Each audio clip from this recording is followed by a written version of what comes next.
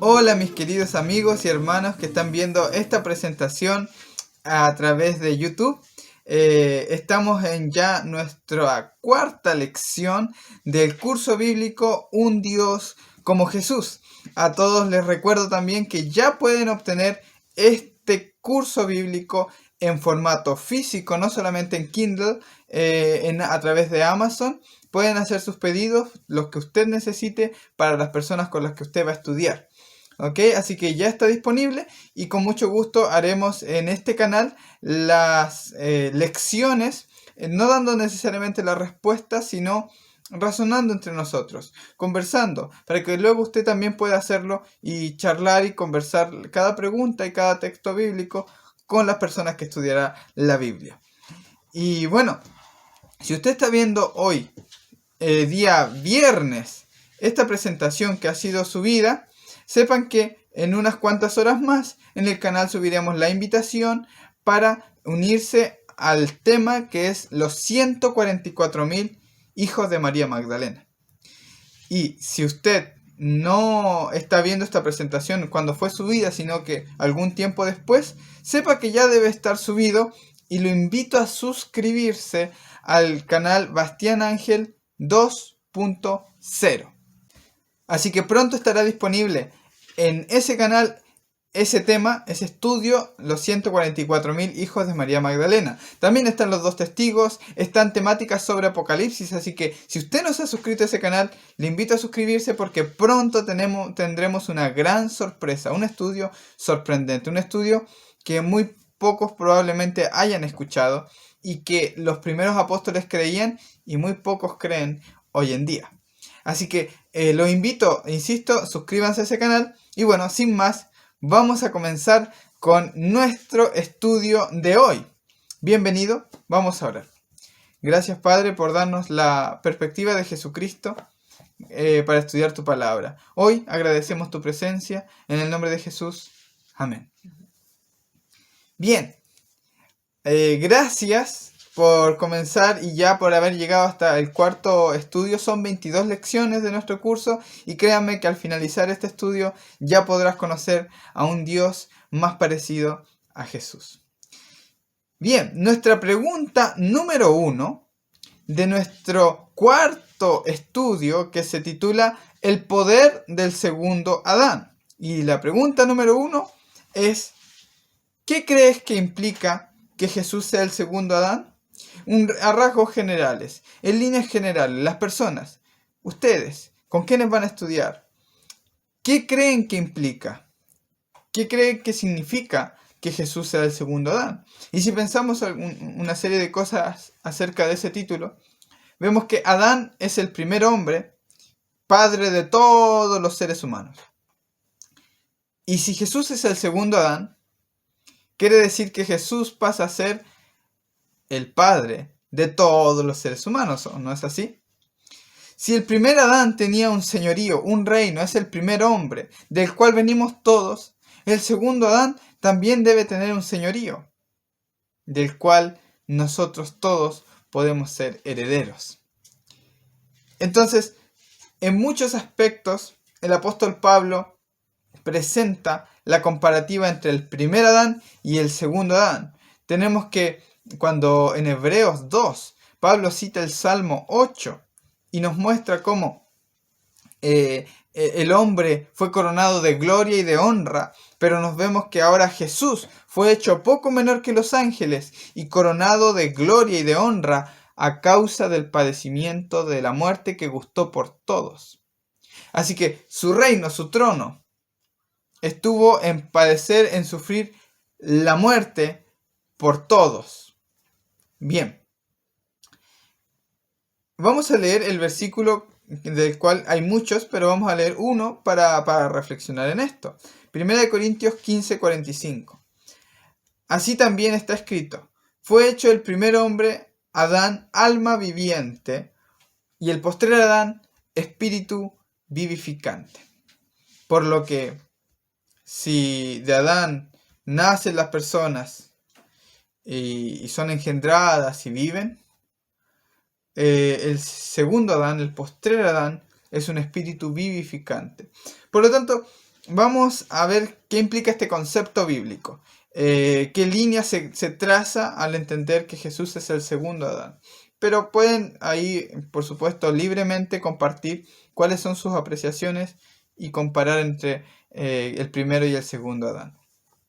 Pregunta número 2. ¿Cuántos estábamos incluidos en Adán y cuántos en Cristo? Cuando vamos a 1 Corintios 15, 22, dice lo siguiente: porque así como en Adán todos mueren, también en Cristo todos serán vivificados. Así que, si nos preguntamos, ¿quiénes estaban incluidos en Adán que causó la muerte? Y la respuesta es todos. Todos estábamos incluidos. Y pueden reflexionarlo de diferentes maneras. Que su pecado nos afectó a todos. O que en él estábamos en sus entrañas cuando él pecó. Y eso simboliza que todos pecamos en él.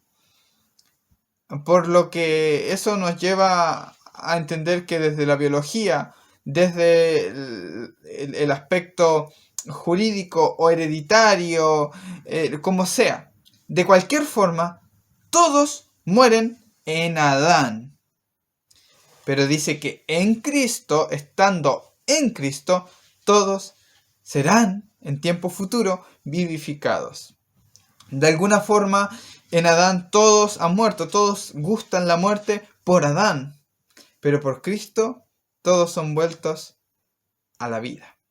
En Cristo. Es decir, en el tiempo pasado, en Adán todos mueren, y hasta ahora todos mueren. Pero también en Cristo todos serán vivificados o resucitados, vueltos a la vida, en muchos aspectos. No solo espiritual, físico y también emocional.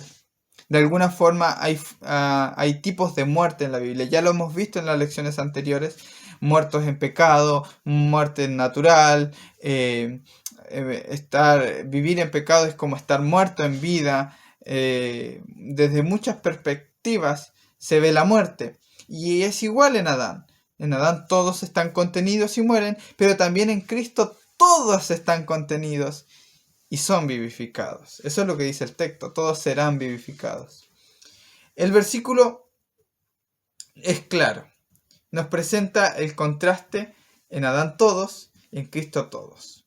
El contraste no está en la cantidad, sino que el contraste está en cómo los afectan. Uno lo hace que todos mueran, el otro hace que todos también sean vivificados. La cantidad es la misma, todos.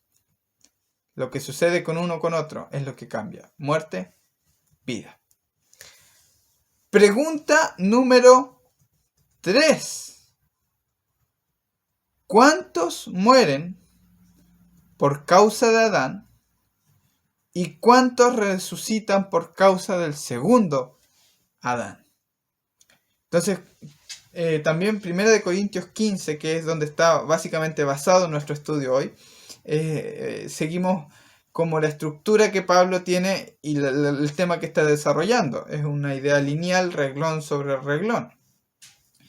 1 Corintios 15, 21 al 22 dice: porque por cuanto la muerte entró por un hombre, así también por un hombre la resurrección de los muertos. ¿Se fijan? La muerte entró por un hombre, por Adán, entra al mundo, pero por un hombre también ese hombre trae al mundo la resurrección de los muertos. Y sigue diciendo, porque así como en Adán todos mueren, en Cristo todos serán vivificados. Y de esta forma se puede entender. La muerte entró en sus diferentes facetas. La resurrección de Cristo también entra en diferentes facetas, pero ya lo estudiaremos en detalle más adelante. De momento, sabemos que las personas a día de hoy vemos afuera y mueren. Continuamente mueren. Pero eso fue porque entró con la transgresión del primer Adán, la muerte a todos. Pero con el segundo Adán entre la resurrección de los muertos para corregir esa consecuencia que trajo el pecado de Adán. ¿Qué les parece a ustedes? O sea, ¿cuántos mueren por causa de Adán? Ustedes pueden mirar afuera y reflexionar con quienes están estudiando y ver a las personas. ¿Cuántos mueren? ¿Quién se salva de la muerte? Entonces, de la misma forma, debemos entender que el segundo Adán, ¿a cuántos resucita? ¿Sí? Bien. Pregunta número 4. Nuestra cuarta pregunta dice así. ¿Cuántos tienen una naturaleza pecaminosa? ¿Cuántos llevarán una naturaleza sin pecado? Esa es la pregunta. Son dos en una. ¿Cuántos tienen ahora, o a día de hoy, y en la historia humana, una naturaleza pecaminosa? ¿Y cuántos llevarán una naturaleza sin pecado? Entonces, tenemos también 1 Corintios. Sepan que estamos siendo fieles al contexto en esta lección. 1 Corintios 15, 45 al 50 dice: así también está escrito: fue hecho el primer hombre, Adán, alma viviente, y el postrer Adán, espíritu vivificante. Mas lo espiritual no es primero, sino lo animal, luego lo espiritual. El primer hombre es de la tierra, terrenal. El segundo hombre es el Señor, es del cielo. ¿Cuál es el terrenal? Así también los terrenales. Así que sepan que tal como Adán tiene un cuerpo de la tierra, tiene un cuerpo que cayó en pecado, tiene un cuerpo que es carnal, que es terrenal, también es un cuerpo que está sujeto a debilidades. Entonces, así también los terrenales. Todos los hijos del terrenal son así. Somos así. ¿Y cuál es el celestial? Tales también los celestiales. Y así como hemos traído la imagen del celestial, desde el terrenal, traeremos también la imagen del celestial. O sea, tal como todos nosotros, porque nadie se ha salvado de tener una imagen del terrenal. Así también traeremos la imagen del celestial. O sea, si usted tiene una naturaleza pecaminosa, esta es una promesa al decirle que tendrá una imagen a la semejanza de Dios. Lo que perdió Adán y Eva. Adán y Eva al pecar estaban hechos a la imagen de Dios, conforme a su semejanza.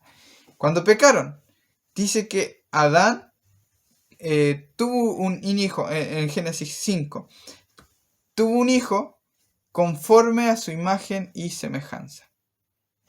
Por lo tanto, de ahí en adelante, todos son como el terrenal. Pero la promesa es que todos los que han llevado la imagen del terrenal, así como la hemos llevado, también llevaremos la imagen del celestial, el segundo Adán. Una imagen a la semejanza de Dios. Pero esto digo, hermanos, que la carne y la sangre no pueden heredar el reino de Dios, ni la corrupción hereda la incorrupción. O sea, carne y sangre, quiero explicar algo ahora y comentarles para que ustedes puedan tener este detalle en mente. Sepan que la carne y sangre no heredan el reino, no quiere decir que nuestro cuerpo no vaya a ser físico en la restauración o en la regeneración. Este aspecto de carne y sangre tiene que ver con la naturaleza. Aquí, como lo explica, tiene que ver con la naturaleza pecaminosa, con la naturaleza caída. Esa es la expresión carne y sangre. Si ustedes buscan esta expresión en otros lugares de la Biblia, van a ver que apunta a eso, la carne y la sangre. Entonces, como luego aclara, algo corruptible, no hereda incorrupción. Por lo que Jesús, fíjense qué interesante, porque Jesús resucita con un cuerpo glorificado, con la imagen del celestial. ¿Y qué pasa? ¿Qué tiene? Tiene las llagas, ¿sí?, que han traspasado su carne. De hecho, Tomás mete su dedo en las llagas. Le dan pescado y miel. Él come delante de ellos. Por lo que tiene la imagen del celestial y tiene carne y hueso. Jesús les dice, un espíritu no tiene carne y hueso como veis que yo tengo. No tiene carne y sangre. Por lo que no está diciendo que nosotros tendremos cuerpos que no sean físicos, sino que serán cuerpos incorruptibles, o sea, que no verán corrupción, que no se deteriorarán, que no tendrán debilidad, todo ese aspecto. Entonces, sepamos que esa expresión carne y sangre es un concepto para referirse a eso, ¿sí? No está diciendo Pablo que no vamos a comer, tampoco lo dice cuando dice el reino de los cielos no consiste en comida y bebida, sino en gozo, paz, en el espíritu. Pero no está diciendo que no comeremos, ¿sí? Está diciendo en lo que consiste el reino, la esencia del reino, que no está en qué comes o qué no comes, ¿sí? Por eso dice eso, y lo mismo aquí, ¿ok? Bien, continuamos. Ustedes, por supuesto, yo estoy reflexionando con ustedes, no tiene por qué yo darles la respuesta, pero ahí tienen el versículo para que lo analicen y lo estudien y lo lean juntos. Pregunta número 5, ¿ok? Pregunta número 5. ¿Crees que Jesús tuvo éxito en arreglar cada error y consecuencia del primer Adán? O sea, enumeremos lo que ha sucedido. Las personas mueren, ¿sí? Descienden a la tumba. Las personas pecan, ¿sí? Las personas tienen una naturaleza pecaminosa. Entonces, ya tenemos 3 aspectos, sin contar la creación que fue deteriorada. El sufrimiento, todos esos aspectos. Entonces, si tú te pones a enumerar, que es el ejercicio que sería bueno que pudiesen hacer, enumeren cuáles fueron las consecuencias del primer Adán, y la pregunta es, o sea, si tu hijo ha sufrido una pérdida se ha quebrado la pierna o cualquier cosa, eso ha sido una consecuencia de lo que ha sucedido desde un principio. O sea, las cosas que suceden tienen su raíz. Y la pregunta es, ¿Cristo, el segundo Adán, tiene éxito cuando busca arreglar cada consecuencia y error? ¿Deshacer la obra del pecado? ¿Cristo puede revertir cada error de Adán? ¿Cada consecuencia que trajo su error? Bueno, para eso los invito a que puedan ustedes leer Romanos 5 del 12 al 21. Entonces, nosotros no vamos a analizar todo ahora, pero si ustedes lo leen con detención, van a ver cómo Pablo está exponiendo y progresando en cómo Cristo arregla cada cosa del primer Adán. Por tanto, como el pecado entró en el mundo por un hombre, Romanos 5 del 12 al 21, y por el pecado la muerte, ¿ven? Y así la muerte pasó a todos los hombres y todos pecaron. Entonces, fíjense cómo Pablo enumera, dice, el pecado entró primero en el mundo. Luego, por el pecado, entra la muerte. Y luego la muerte pasa a todos los hombres. Y luego todos los hombres pecaron. O sea, hay por lo menos 4 consecuencias. Que el pecado entra en el mundo. Entra como naturaleza pecaminosa, como sufrimiento de diferentes formas. Luego entra la muerte por el pecado, que las personas mueren. Luego la muerte a todos los hombres. No cualquiera, sino a todos. Todos mueren. Y todos pecan. Pues antes de la ley había pecado en el mundo, pero donde no hay ley no se inculpa de pecado. ¿Por qué? Porque no hay conocimiento de lo que es el pecado sin la ley. No obstante, reinó la muerte desde Adán hasta Moisés, aún a los que no pecaron a la manera de la transgresión de Adán, el cual es figura del que había de venir. Fíjense que Adán es una sombra del que había de venir, que es el segundo Adán, que tiene los efectos contrarios a los que el primer Adán tuvo. El primer Adán, muerte, pecado, muerte a todos. Bueno, el otro también afecta a todos, pero vida, justicia, revierte con la gracia todo eso.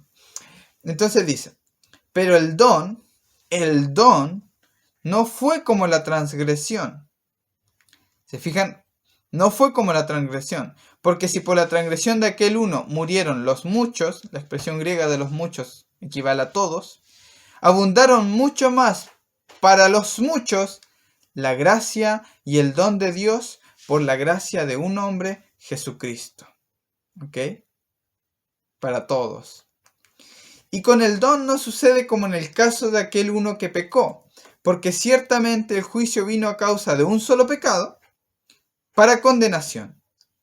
Fíjense, el juicio viene por un solo pecado para condenación, pero dice Pablo que no es igual, que el don es mayor que eso. ¿Por qué? Porque la condenación viene por un solo pecado, pero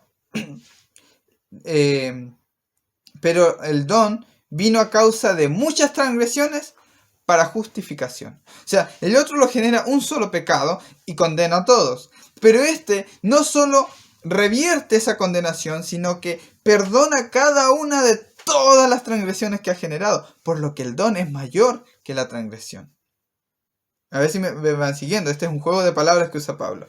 Pues si por la transgresión de uno solo reinó la muerte, y que ahora progresa, ya estaba del pecado, ahora, y que todos pecaron, ahora avanza a la muerte, al reino de la muerte, en sus diferentes áreas. Mucho más reinarán en vida por uno solo, Jesucristo. O sea, siempre lo va poniendo mucho más el don.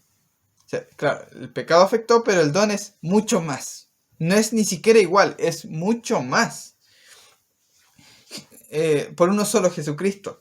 Pero en este caso, disfrutan de una justicia muy superior a lo que ha causado el pecado.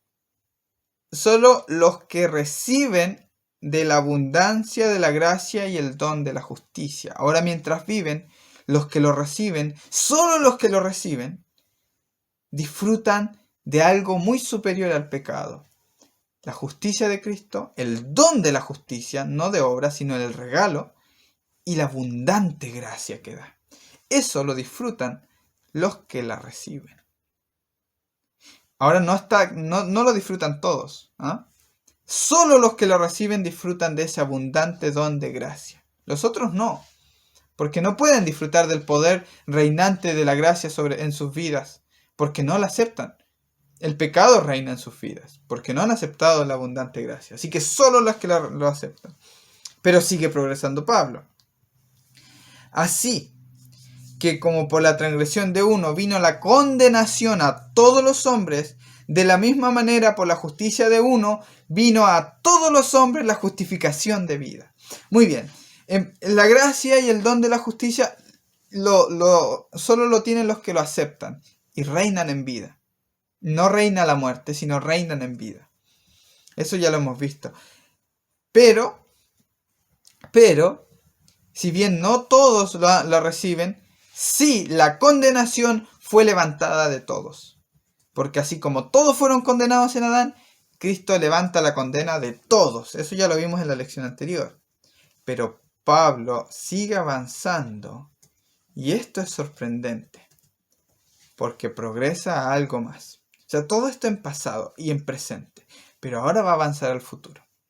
Porque así como por la desobediencia de un hombre, los muchos fueron constituidos pecadores, practicantes de pecado, así también por la obediencia de uno, los muchos, y la pregunta es, ¿cuántos fueron constituidos pecadores?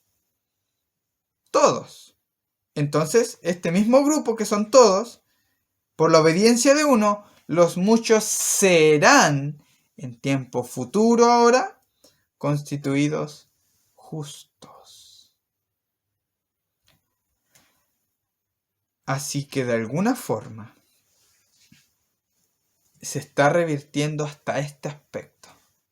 El hecho de que pequemos, en un futuro los muchos, todos los que ahora pecan y fueron constituidos pecadores, serán constituidos justos. Pero la ley se introdujo para que el pecado abundase, ¿sí? Mas cuando el pecado abundó, sobreabundó la gracia. O sea, pudo mucho más la gracia. O sea, Pablo está mostrando la superioridad de la gracia por sobre el pecado. Para que así como el pecado reinó para muerte, y donde quiera que haya reinado para muerte, así también la gracia, allí donde reinó el pecado, reine por la justicia para vida eterna mediante Jesucristo, Señor nuestro. Por lo que Pablo dice que al final todo lo que el primer Adán arruinó, Cristo lo supera y lo corrige, pero no solo eso, lo deja mucho más hermoso que como estaba antes. Los dejo para reflexionar eso. Bueno, pregunta número 6. Nuestra pregunta número 6. Y dice así: ¿cómo crees que es la posición del ser humano frente a Dios gracias al segundo Adán? Ahora, ¿cómo piensas tú que ahora estamos frente a Dios, el ser humano frente a Dios? Estábamos en condenación. ¿Cuál es la posición que crees que tenemos? Bueno, los invito a leer Efesios 1 del 3 al 10. Bendito sea el Dios y Padre de nuestro Señor Jesucristo, que nos bendijo con toda bendición espiritual en el tiempo pasado, en los lugares celestiales en Cristo. Según nos escogió en Él, antes de la fundación del mundo, para que fuésemos santos y sin mancha delante de Él en amor, habiéndonos predestinado para ser adoptados hijos suyos, por medio de Jesucristo, según el puro afecto de su voluntad, para alabanza de la gloria de su gracia, con la cual nos hizo aceptos en el amado. Esa es la posición del mundo frente a Dios. Porque no está hablando de unos pocos, sino de todo el mundo que fue desde antes dada la gracia y predestinado para ser aceptos en el amado. En quien tenemos de redención por su sangre, el perdón de pecados según las riquezas de su gracia, que hizo sobreabundar para con nosotros en toda sabiduría e inteligencia, dándonos a conocer el misterio de su voluntad según su beneplácito, el cual se había propuesto en sí mismo de reunir todas las cosas en Cristo, en la dispensación del cumplimiento de los tiempos, así las que están en los cielos como las que están en la tierra. Entonces, también Efesios 2, 4 al 10 dice: pero Dios, que es rico en misericordia por su grande amor con que nos amó, aun estando nosotros muertos en pecados, nos dio vida juntamente con Cristo. Este es el poder del segundo Adán. Por gracia sois ya salvos. Y juntamente con Él nos resucitó. O sea, el mundo completo fue resucitado en Cristo. Asimismo nos hizo sentar en lugares celestiales. Así como Adán nos condenó y hemos muerto en Adán. Y en Jesús, sí, hemos muerto, hemos tenido su justicia, pero hemos resucitado. Sentados todo el mundo ahora en lugares celestiales. Con Cristo Jesús para mostrar en los siglos venideros la abundante riqueza de su gracia en su bondad para con nosotros en Cristo Jesús. Porque por gracia sois salvos, por medio de la fe, y esto no de vosotros, pues es un don de Dios, no por obras para que nadie se gloríe, porque somos hechuras suyas, creados. En el primer Adán habíamos sido creados en Adán, pero ahora somos creados otra vez, la humanidad completa, en Cristo Jesús, para buenas obras. No las que tú hagas de aquí en adelante, no las que tú pudiste hacer ahora. No, las buenas obras ya estaban hechas, las cuales Dios preparó de antemano para que anduviésemos en ellas. ¿Quién? Le puso un camino a todo el mundo. Abrió un camino para todo el mundo, porque todos están incluidos en el segundo Adán. Y nuestra última pregunta número 7. ¿Ok? Así que ahí tú puedes responder cuál es nuestra posición. Pero la pregunta número 7 dice: ¿crees que Dios vence el poder del pecado? Y hay un texto muy conocido, muy breve, pero tú puedes analizarlo de forma profunda. La luz en las tinieblas resplandece y las tinieblas no prevalecieron contra ella. Muy bien. Eso te lo dejo a ti para que lo puedas interpretar, revisar. Y terminamos con nuestro comentario. ¿Cómo lo interpretas tú? ¿Cómo lo lees tú? La reflexión final. Romanos 6:23. ¿Cómo interpretas este texto ahora? Ahora que hemos estudiado todo esto del poder del segundo Adán. ¿Cómo interpretas el texto que dice: porque la paga del pecado es muerte, mas la dádiva de Dios es vida eterna en Cristo Jesús, Señor nuestro? Un número de cosas. Número 1. la muerte va unida al pecado. El pecado es el que trae la muerte. Y Cristo es el que trae la vida. Dios es el que trae la vida. El pecado da muerte y Dios la vida. Número 2, un aspecto muy importante. El pecado paga. Dios regala. ¿Sí? El pecado es por obras. Dios regala. El pecado paga con su supuesta justicia, diciendo que merecemos la muerte y da como pago la muerte. Dios, en su justicia, nos regala la vida eterna en Cristo Jesús. Y fíjate que hay algo importante. La paga del pecado es muerte, pero no dice. ¿Qué es lo que no dice? Lo que no dice es que es muerte eterna. Pero en Cristo Jesús sí habla de vida eterna. 3 aspectos. Pecado la muerte, Dios la vida. Uno paga y el otro regala. Y uno es solo muerte y el otro es vida eterna. Espero que hayan disfrutado esta presentación. Gracias por haber estado. Por supuesto, aquí en el link de la descripción te dejamos el enlace para que consigas el curso bíblico y ya lo puedas compartir con otras personas. También te dejamos ahora al final de este video los videos que van a ser complementarios si tú quieres ahondar en esta temática. Y también te invito a suscribirte a este canal, dejar un me gusta si te ha gustado este video y compartirlo con alguien si es que les es de ayuda y tú lo consideras así. También no olvides suscribirte al segundo canal Bastián Ángel 2.0. Te mando un abrazo grande, que el Señor les bendiga y nos vemos en el próximo estudio que se titula El bautismo y la conciencia. Estudio número 5. Chao, chao.